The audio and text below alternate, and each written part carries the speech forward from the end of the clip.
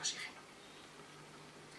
Bueno, una vez que el paciente se va a casa con la indicación del oxígeno, las revisiones posteriores se tienen que hacer en un intervalo de 1 o 2 meses. El objetivo fundamental es que conozcamos los beneficios que le ha aportado el tratamiento a este paciente, ver si le ha producido efectos en la calidad de vida, comprobar si ha cumplido el tratamiento. A veces no resulta muy fácil poder comprobarlo, pero bueno, se trata de hacerlo.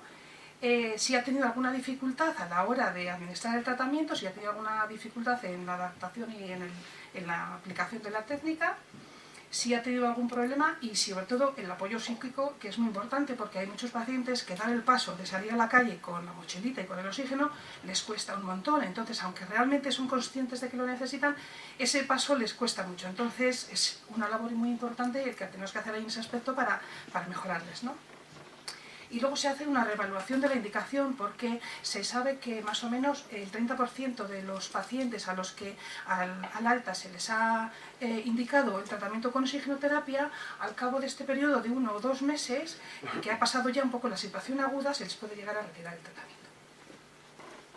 En la consulta, que decimos al mes o 2 meses de dado de alta al paciente, se le hace también una exploración, una auscultación, a veces analítica, no lo hacemos nosotros siempre, espirometría, un electro y una gasometría arterial. Lo pongo en mayúscula porque, como ya ha resaltado Josema, es fundamental para indicar el tratamiento con oxigenoterapia que se haga a través de una gasometría arterial. Entonces, es la prueba estrella, por eso lo pongo así, muy importante, ¿no? Entonces, en los parámetros que vamos a encontrar en la gasometría, vamos a valorar el pH, la PO2, que es la presión de oxígeno en plasma, y la PCO2, que es la presión de CO2. Pero lo que nos va a indicar fundamentalmente la indicación va a ser la PO2. Bueno, voy a hacer un poquito de repaso en qué consiste la técnica de la gasometría, porque a veces no tenemos mucho hábito de hacerla y quizás las enfermeras, pues como es una técnica un poquito más compleja, pues no tenemos mucho hábito o les supone un poco de miedo, y entonces yo lo que quiero es transmitir que es una prueba tan importante que con un poco de agilidad y de habilidad pues no hay tanto problema y que es básica hacerla, ¿no? Entonces, el material necesario son guantes, gasas, antiséptico. Pongo aquí anestésico porque la verdad es que la gasometría puede ser un poco dolorosa a veces, y entonces, o bien por el dolor, o bien porque el paciente está nervioso, respira más deprisa, hiperventila, y entonces los resultados de la gasometría no van a ser muy valorables. Entonces, es preferible que le pongamos un poquito de anestésico, que es un spray, se deja unos segundos accionar hasta casi 1 minuto, y entonces ya, como es mucho más indoloro la punción, pues entonces ya no corremos ese riesgo, ¿no? Y luego la jeringuilla específica, porque bueno, ahora ya vamos avanzando y entonces la jeringuilla ya está preparada con la heparina correspondiente, ¿no? Antes lo teníamos que hacer la dilución nosotros, pero bueno, ahora ya viene preparada. La preparación es importante porque, como es una técnica, lo decimos, un poquito más especial, pues si lo hacemos en condiciones óptimas desde el principio, pues es más fácil que nos salga bien la extracción. Siempre hay que informar al paciente, como en cualquier técnica que vayamos a realizar. Nos lavamos las manos, el paciente sentado o semisentado. Lo ideal es que esté en un reposo previo de 10 minutos. Si es posible, evitar fumar, uso de broncodilatadores y de oxigenoterapia previa a la extracción para que no modifique los resultados. Y luego hay que hacer la elección de la zona. En primer lugar, la elección fundamental va a ser la radial, que se hace el test de Allen, que es un test muy sencillito que consiste en coger la arteria radial, presionarla fuertemente, hacer al paciente que cierre bruscamente la mano durante 5 o 6 veces, y entonces sueltas la presión en la radial, y entonces tenemos que ver que se revasculariza rápidamente la mano. Si es así, en unos segundos se revasculariza, no hay ningún problema de circulación, y entonces se puede hacer la extracción allí. Si vemos que no revasculariza, entonces hay que coger otra zona. En ese caso iríamos a la otra radial o optaríamos por la humeral, y la femoral realmente no se usa prácticamente. En cuanto al procedimiento ya en sí, hay que desinfectar la zona, muñeca en hiperextensión, a veces colocamos una toallita justo así debajo de la muñeca para producir la hiperextensión, el anestésico que ya hemos dicho, y luego se sujeta la arteria que hemos elegido entre los dedos índice y medio. La aguja se introduce lentamente con un ángulo de 45 grados si hemos elegido la radial, de 60 si es la humeral y 90 la cubital. Ahí se ve muy bien, ¿no? Después, una vez que hemos puncionado la arteria, se extrae 1 mililitro de sangre sin aspirar. Como es arterial, tiene la presión suficiente, entonces no tenemos que aspirar, tiene que refluir espontáneamente. Se retira la aguja sin que entre aire. Si hay aire en la jeringa, a pesar de todo, se elimina rápidamente y se coloca el taponcito que ya viene preparado en la jeringa, que es la que aspira las poquitas gotas de aire que pueda quedar. Y la zona hay que presionarla durante 2 o 3 minutos fuertemente porque si no puede producir un gran hematoma. En caso de que el paciente esté anticoagulado, tendríamos que presionar de 10 a 15 minutos. Y luego, en cuanto a la manipulación, la jeringa la tenemos que agitar sin producir espuma. El análisis se debe hacer la forma óptima en 10 o 15 minutos, y si vemos que se va a demorar por el transporte, por el celador, por estas cosas que pasan, lo tenemos que introducir en hielo picado para que no pierda, para que no se caliente. Y para cuando se va a hacer la lectura, extraer un poquito del inicio de la sangre de la jeringa. Aquí lo anoto porque esto es muy importante. Siempre cuando se va a hacer la lectura hay que anotar la temperatura del paciente y la FiO2 con la que se ha hecho la extracción. No es lo mismo que el paciente está en situación basal con un 21% de oxígeno a que le estemos haciendo la extracción con un oxígeno al 28%. Por eso inicialmente he puesto que si es posible que se hiciese sin oxigenoterapia antes para que tuviéramos los datos más reales del paciente. Bueno, voy a explicar un poquito ya las fuentes de oxígeno, pero de forma muy general. He hecho una clasificación muy genérica. Por un lado, las fuentes de oxígeno estáticas, que son las que no se mueven, como su nombre indica, sería la botella de oxígeno, que yo creo que esa la conocemos todos, es el aire en estado gaseoso, que se mete en unos recipientes bien de acero o de aluminio. Y después el concentrador lo he metido en estático porque realmente es estático, pero se puede movilizar un poco porque tiene ruedas, se puede mover dentro de la casa, aunque no es lo habitual.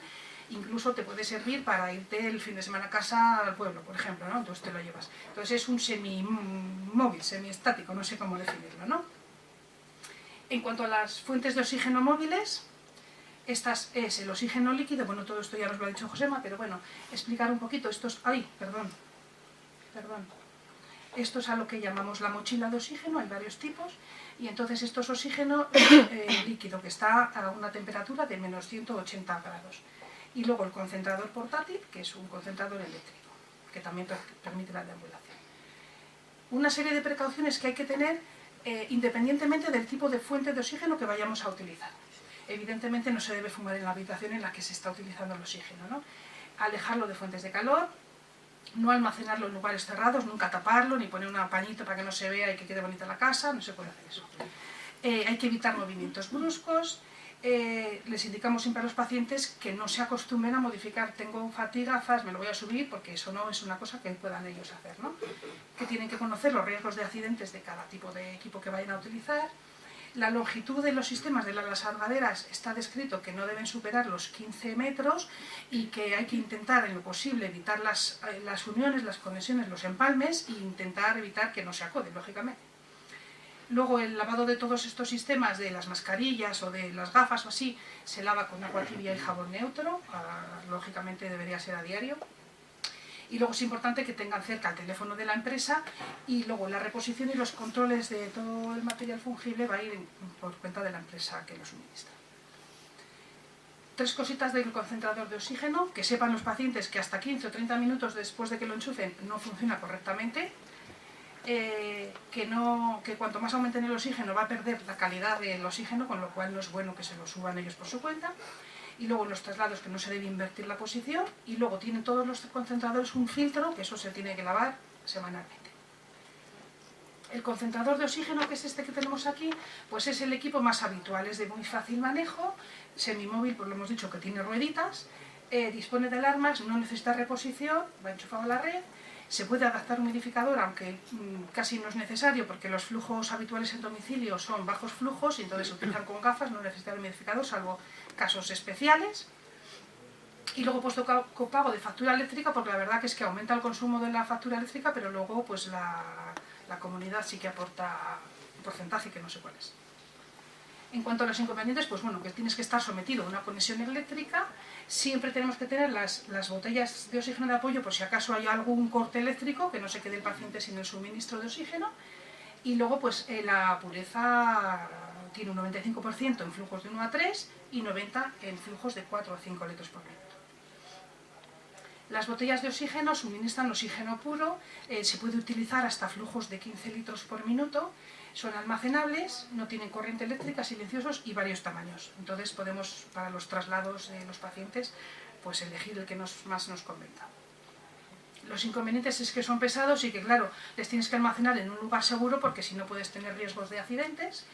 Y luego, claro, necesitan el caudalímetro, que es un poco más complejo a la hora de manejarlo, y para eso se necesita que siempre lo haga el mecánico y el recambio por la empresa.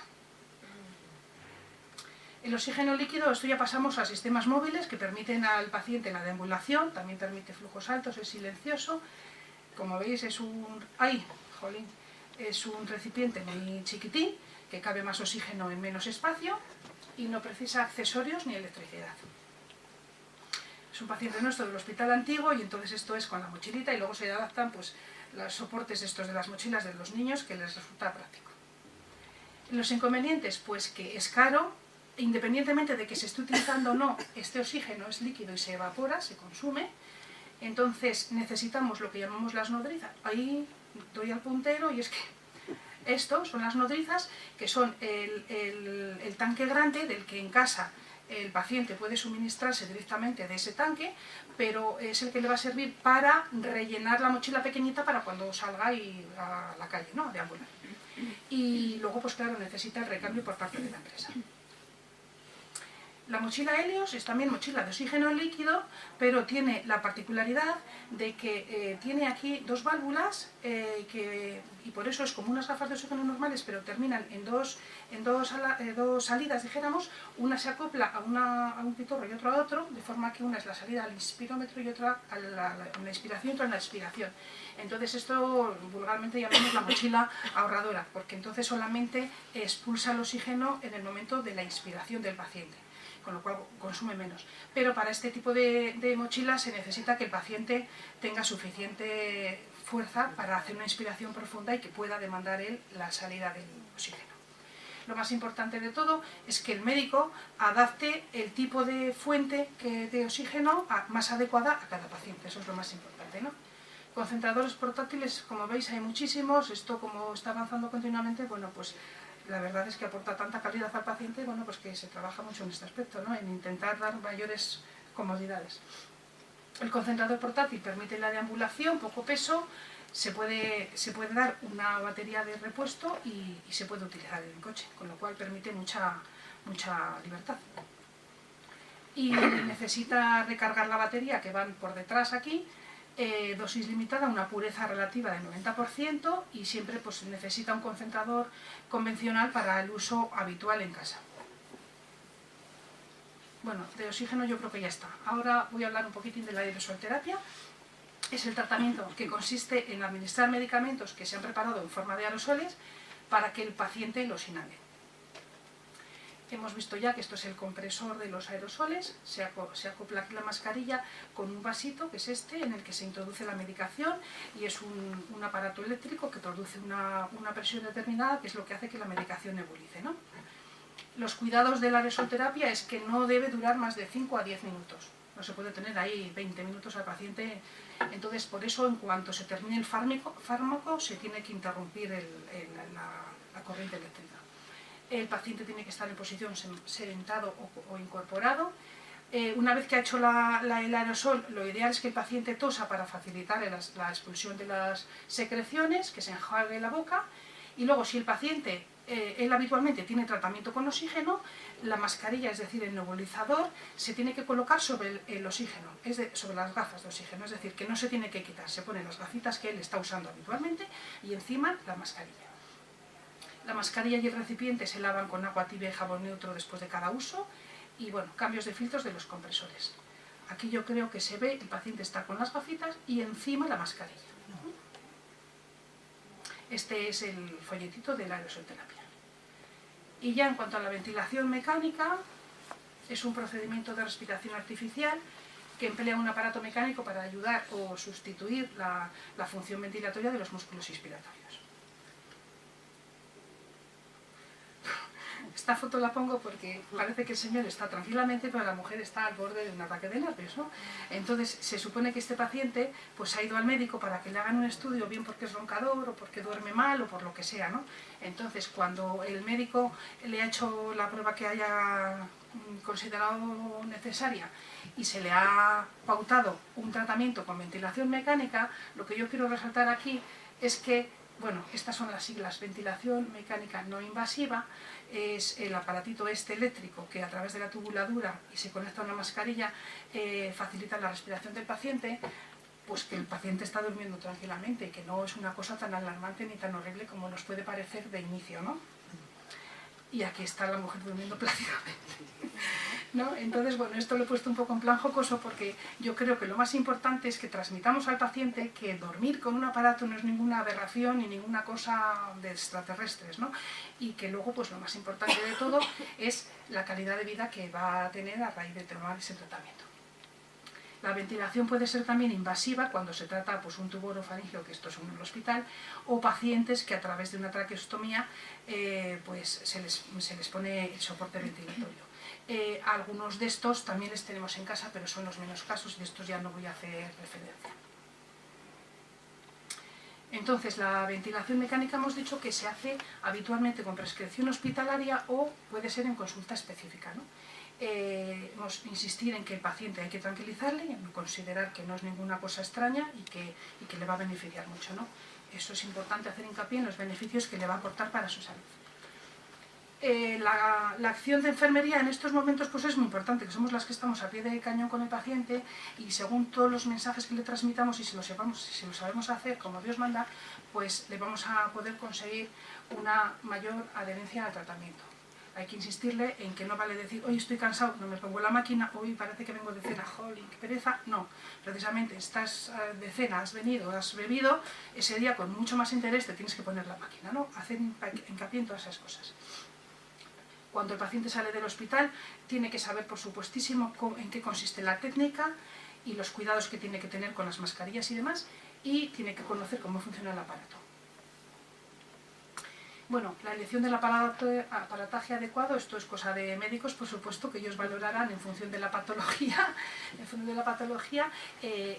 el aparato que es más adecuado. La CEPAC, ya lo ha dicho Josema, es el compresor de presión aérea positiva, que es una presión fija, y luego la BiPAP es el compresor de presión fija en la vía aérea, pero con dos presiones, una inspiratoria y respiratoria. En cuanto a los cuidados específicos de la ventilación, es importantísimo que hagamos una elección correcta de la mascarilla, ¿no? Entonces, hay muchísimos modelos y a su vez muchos tamaños. También se puede colocar una mentonera y luego no hay que retirar las prótesis dentales porque pueden modificar un poco la fisionomía de la cara del paciente y entonces no ajustarse la mascarilla debidamente y producir eso mismo fugas, ¿no? Aquí hay diferentes mascarillas, estas son mascarillas nasales que solamente ocupan lo que es la nariz. Y hay diferentes modelos, hay muchísimos modelos, cada día hacen más. Porque así intentan adaptarse a todo tipo de fisionomías de nariz y de todo. Y dentro de todos los modelos hay también muchos tamaños, pequeños, medianos y grandes. Esta es la mascarilla oronasal. Antes se utilizaba la mentonera para los pacientes que abren la boca al dormirse, entonces producen fugas, pero ahora ya prácticamente no se usa. Y se utiliza la mascarilla oronasal que cubre nariz y boca para evitar las fugas.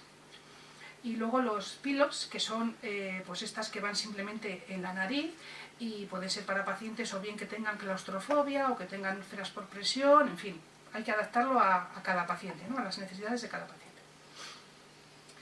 La sujeción correcta del arnés es importantísima. El arnés llamamos a estas cinchas que son las que sujetan la mascarilla al paciente, ¿no? Entonces tiene que ser lo suficientemente prieta para que no se movilice y tenga fugas, pero no que le apriete y le haga daño, lógicamente. Se tiene que colocar de forma recta y simétrica y evitando fugas. Siempre tenemos que comprobar que no le salga aire por aquí, por los ojos, en fin. Esta es una compañera mía ahí haciendo... y esta es una mascarilla nasal, pues eso, colocándola como Dios manda.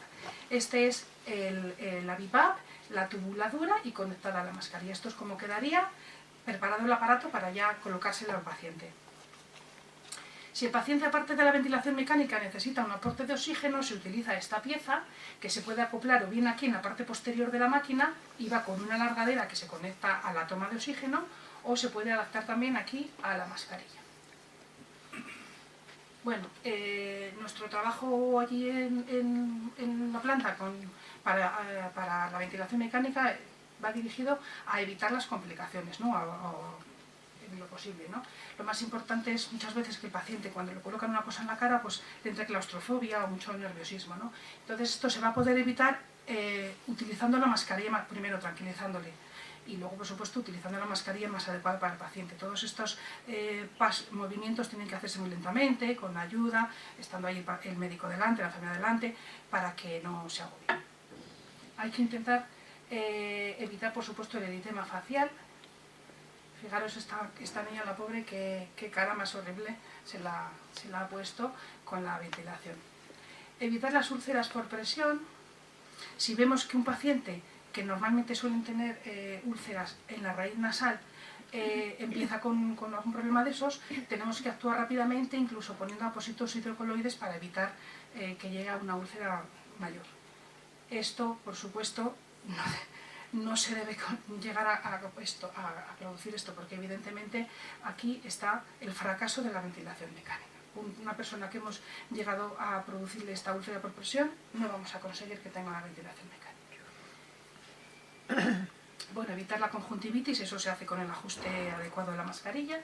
A veces también se queda de mucosas por el aire que está constantemente fluyendo. A veces dolor por la presión. Vigilar también la distensión abdominal, porque al entrar aire constante en una presión que a veces es elevada, pues puede producir este problema, ¿no? Y luego puede ocurrir alteraciones mayores ya de tipo respiratorio, hemodinámicas o neurológicas. Estos son los folletos de la apnea del sueño y de la ventilación mecánica. El mantenimiento de todo este material es lavar la mascarilla y el arnés con agua tibia y jabón neutro, secado al aire. Luego hay que tener una manipulación cuidadosa de las piezas, porque la mascarilla es esta, como veis, pero se desgrana en cantidad de piececitas. En esta.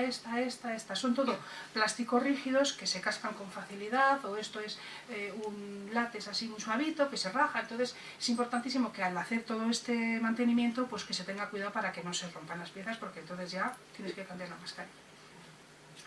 Luego la limpieza del aparato se hace con un paño húmedo.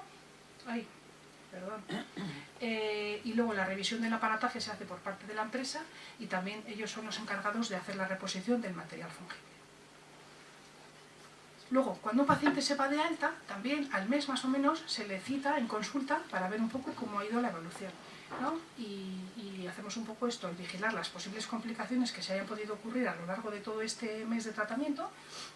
Se le valora la mejoría que ha notado él en cuanto a la calidad de vida. Se comprueba las horas de cumplimiento, porque hay un sistema en el que se puede ver las horas que ha estado funcionando la CPAP, la BiPAP. Y luego se revisa un poco con él la técnica, comprobamos a ver si realmente está haciendo las cosas como debe, si sabe manipular bien el aparato y todo. Y luego se hace una gasometría bien arterial o venosa. Y nada más, la ventilación mecánica está avanzando muchísimo, la verdad que ha mejorado mucho la calidad de vida de los pacientes, y también ha avanzado mucho, pues eso, Atapuerca con todos sus descubrimientos. Os invito a Burgos a que vengáis a verlo, que es muy bonito. Y nada más, muchas gracias, y si tenéis alguna duda.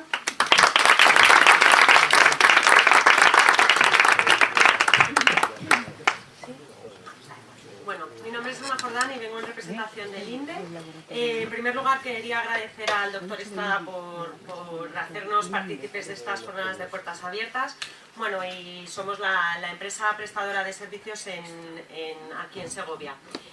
A continuación les voy a mostrar un vídeo que elaboramos con motivo del Día Nacional del Oxígeno y en el marco del año SEPAR del paciente crónico y de las terapias respiratorias, y en él, bueno, pues van a poder ver desde el descubrimiento del oxígeno, el proceso de fabricación y envasado y bueno, y la cadena de suministro a los hospitales y a los domicilios de nuestros pacientes. Y espero que les guste.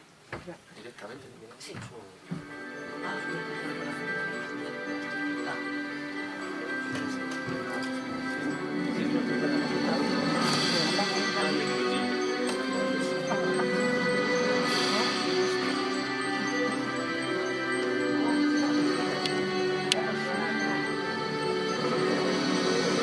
El oxígeno es la vida.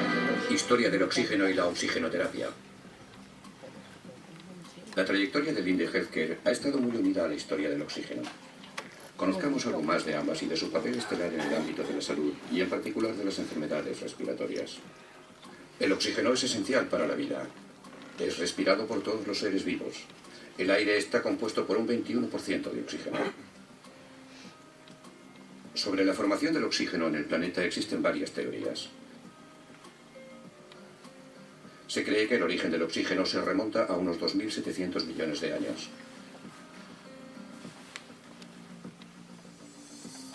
En la atmósfera primitiva no había oxígeno y los primeros organismos fueron capaces de vivir en su ausencia.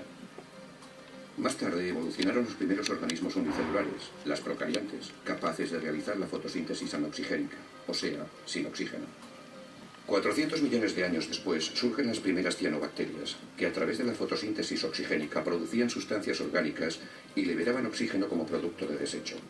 La acumulación de estas sustancias orgánicas dio lugar a la formación de los estromatolitos, que a su vez producían oxígeno de manera masiva, provocando un aumento del oxígeno en la atmósfera y una disminución del anhídrido carbónico. La presencia de oxígeno determinó el desarrollo del proceso de respiración celular y del ciclo de oxígeno, originándose la evolución de diferentes formas de vida multicelulares, incluido el hombre. El oxígeno está relacionado con todas las funciones vitales de los seres vivos. Una persona en reposo requiere unos 200 mililitros de oxígeno por minuto y unos 8 litros en periodos de intensa actividad. El cerebro consume un 20% de las necesidades totales de oxígeno. Al día respiramos alrededor de 9.000 litros de aire. Y el volumen de aire que respira una persona a lo largo de su vida equivaldría a inflar 2 globos aerostáticos. Toda nuestra historia empezó con el descubrimiento del oxígeno. El químico sueco Skill lo identificó como uno de los principales constituyentes del aire y lo llamó aire de fuego y aire de vitriolo. Sin embargo, de manera paralela, Joseph Priestley realiza el mismo descubrimiento y es el primero que publica sus resultados en 1774. Por ello se le considera el descubridor de este gas. En su experimento original, Priestley calentó óxido de mercurio y observó el desprendimiento de un gas que aumentaba la brillantez de la llama. Sin embargo, fue Antoine Lavoisier quien lo llamó oxígeno por primera vez. No sería hasta muchos años después cuando se obtendría oxígeno mediante un proceso industrial. En 1895, Carl von Linde patentó su proceso de licuefacción del aire atmosférico mediante el cual se obtenía oxígeno. El primer uso del oxígeno fue medicinal, en enfermos con problemas respiratorios, pero solo al alcance de aquellos con altos recursos económicos. Ya entonces se intuían posibles aplicaciones industriales. La soldadura fue la primera importante. Pero nadie podía llegar a imaginar que hoy el oxígeno se usaría en aplicaciones tan dispares como la enología, la depuración de aguas, la acuicultura, en aplicaciones cosméticas o en la industria del vidrio, entre otras muchas. Más difícil aún era predecir otras aplicaciones médicas como el uso conjunto con la ventilación mecánica o la medicina hiperbárica que usa cámaras especiales de oxígeno a alta presión. El potencial valor del oxígeno para pacientes con enfermedades respiratorias fue rápidamente reconocido, pero no sería hasta unos 10 años después de su descubrimiento cuando el médico francés Callien trató a una paciente con inhalaciones diarias de oxígeno y la curó con éxito de su tisis, lo que hoy conocemos como tuberculosis. En el Instituto de Neumatología en Bristol, Inglaterra, fundado por Bidou, se trataban diferentes dolencias mediante inhalación de oxígeno y otros gases. Tras la obtención de oxígeno por separación del aire, su comercialización fue rápida. Fue al final del siglo XIX cuando la oxigenoterapia comienza a aceptarse entre un número creciente de médicos, siendo los primeros años del siglo XX donde realmente empieza a aumentar su uso de manera sistemática. El Dr. Barat describió en 1922 el uso del oxígeno en pacientes hospitalizados con neumonía, considerándole por ello el padre de la oxigenoterapia moderna. Más tarde, desarrolló un sistema, a partir de las mascarillas de los pilotos de aviones, que permitía la administración de oxígeno de manera continua. Era el inicio de lo que se conoce como oxigenoterapia crónica. Pero la administración controlada de oxígeno no se introduce hasta los años 60, cuando Campbell, aplicando el efecto Venturi, diseñó las primeras mascarillas de oxígeno que permitían regular la fracción inspiratoria de oxígeno proporcionada. El desarrollo de la anestesia y de la medicina intensiva condujo a la implantación de la oxigenoterapia en la medicina ambulatoria. A mediados de los años 50, el Dr. Barak diseñó un sistema de pequeñas bombonas para colocar alrededor de la cintura de los pacientes con el objetivo de administrar el oxígeno también fuera del domicilio en aquellos que presentaban disnea al esfuerzo. Es lo que hoy llamamos oxigenoterapia para la ambulación. El uso de oxígeno domiciliario fue introducido en 1960 en adultos con EPOC, mostrando beneficios en la morbilidad y calidad de vida. A partir de ahí se inicia un camino de avances en la oxigenoterapia domiciliaria que ha configurado el presente del cual somos hoy protagonistas. Pero ningún estudio había confirmado todavía el beneficio de la oxigenoterapia en la supervivencia de los pacientes. De esta inquietud nacieron los ya clásicos estudios de los años 80 que sentaron las bases de la oxigenoterapia crónica domiciliaria en pacientes con EPOC. Ambos estudios demostraron el aumento de la supervivencia en los pacientes con oxigenoterapia, supervivencia que era mayor cuantas más horas de oxígeno recibían. Una revisión del estudio NOT demostró, 20 años después, que los pacientes que usaban oxigenoterapia domiciliaria continua, pero además mantenían un buen nivel de actividad física, eran los que más beneficio obtenían en términos de supervivencia. La historia del INDE transcurre paralela a la del oxígeno y la empresa tiene grandes hitos alrededor de este gas. La primera fábrica española que obtuvo oxígeno del aire líquido fue la del INDE en Barcelona. Fue en 1907, año de la fundación oficial de la empresa Abelló Oxígeno Linde. Pero, ¿de dónde se obtiene el oxígeno hoy? Del aire, nunca mejor dicho. Conozcamos su proceso de fabricación. El oxígeno, el nitrógeno y el argón se obtienen por la separación del aire atmosférico. Esto se logra reduciendo la temperatura del aire hasta que completamente se licúa y se puede extraer. Pero antes de separar el aire, es necesario filtrarlo y purificarlo de polvo y partículas, así como eliminar aquellos compuestos que contiene el aire, como el agua y el dióxido de carbono. Para ello se pasa a través de un tamiz molecular. Tras esta purificación, el aire es comprimido hasta 6 veces la presión atmosférica. Este proceso, realizado por compresores de gran caudal, produce el calentamiento del aire que posteriormente se refrigera hasta menos 180 grados centígrados y se introduce en la columna separadora donde se licúa parcialmente y se produce el fraccionamiento de los componentes del aire. La mezcla